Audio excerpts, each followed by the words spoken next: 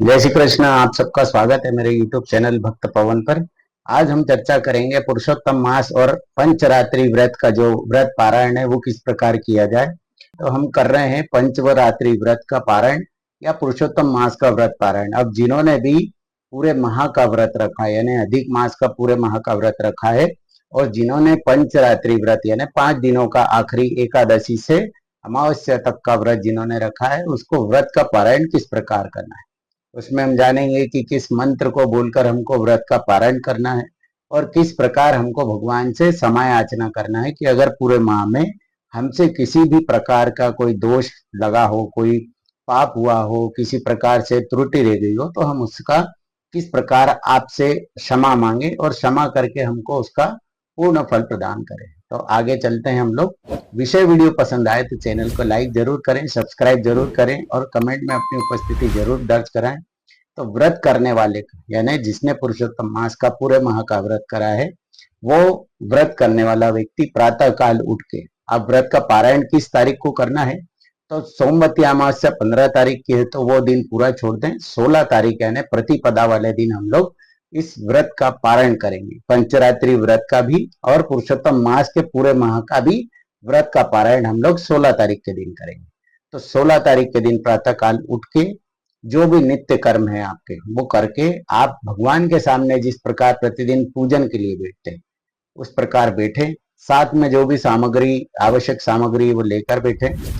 जिस प्रकार हमने संकल्प लिया था, कोई भी पूजा पाठ करते तो हम संकल्प लेकर ही करते, तो जिस प्रकार हमने संकल्प लिया था उसी प्रकार दोबारा से हम अंजलि में जल लेंगे। इस प्रकार जल लेकर उसमें थोड़े से अक्षत डालेंगे, थोड़ा से पुष्प डालेंगे और दक्षिणा के लिए जो भी आपकी सामर्थ्य हो उसके हिसाब से उसमें दक्षिणा रखें।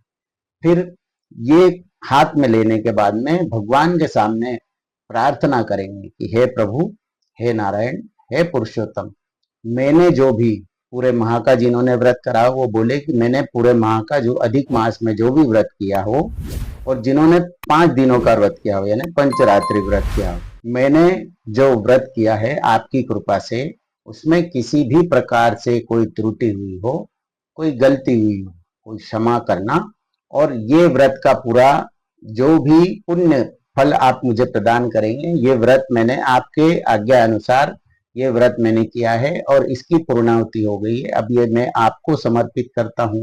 अब समर्पित करने के लिए हम लोग, मैं आखिरी में वीडियो में बताऊंगा कि क्या मंत्र बोलना है। ये करने के पश्चात वो जल को आप भगवान के सामने समर्पित करें।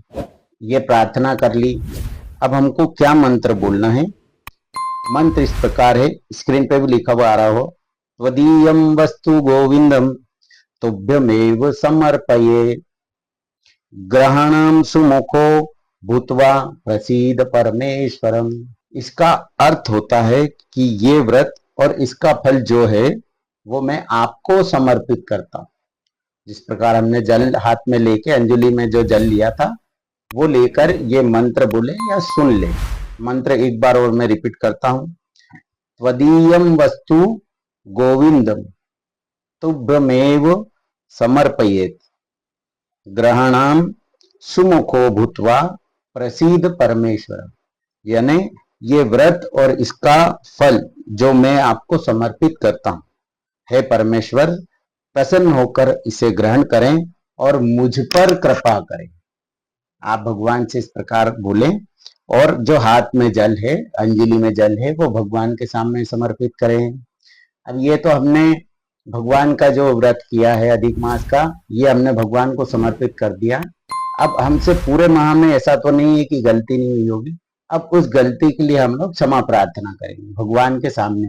तो क्षमा प्रार्थना समायाचना का मंत्र किस प्रकार है, मंत्रहीनम क्रियाहीनम भक्तिहीनम जनार्दनम यत्पूजितम मया देवम परिपूर्ण तदस्तु मेव। ये मंत्र हो गया, स्क्रीन पे आ रहा होगा। इस मंत्र को बोलकर भगवान के सामने दोनों हाथ जोड़कर बैठे, ये मंत्र बोले और भगवान को बोले, भगवान है जनार्दन, मैं मंत्र किया और भक्ति से हीन, मैं मंत्र क्रिया और भक्ति से हीन हूं।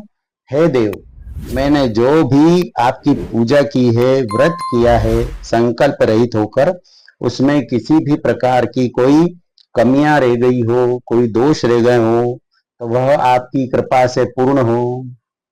आप हम सब पर, पूरे परिवार पर कृपा बनाए रखें और इस व्रत का, इस पूरे माह किए गए मेरे पुण्य का, दान का, तर्पण का मुझे फल प्रदान करें। ऐसी प्रार्थना भगवान के सामने करें।